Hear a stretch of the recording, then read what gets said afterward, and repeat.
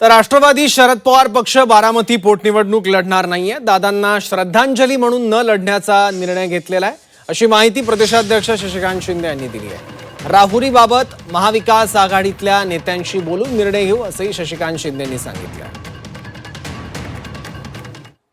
बारामती विधानसभा पोटनिवडणुकीच्या संदर्भामध्ये त्या दिवशी पक्षाच्या वतीने जाहीर करण्यात आलेलं आहे की अजितदादांना श्रद्धांजली म्हणून आम्ही ही निवडणूक लढवणार नाही। राहुरीच्या बाबतीमध्ये आज आम्ही चर्चा केलेली आहे, त्या दिवशी सुद्धा आम्ही चर्चा करून बैठक घेतलेली आहे। राहुरी विधानसभेच्या बाबतीमध्ये महाविकास आघाडी म्हणून मी शिवसेना उद्धव बाळासाहेब ठाकरे यांच्या नेत्यांशी आणि त्याचबरोबर काँग्रेसच्या नेत्यांशी चर्चा करून आम्ही ती निवडणूक त्या संदर्भामध्ये की आपल्या राष्ट्रवादी शरद पवार पक्षाची जी जागा असल्यामुळे ती लढवण्याच्या संदर्भातून किंवा काय करायचं यामध्ये आज चर्चा करून घेणार आहोत।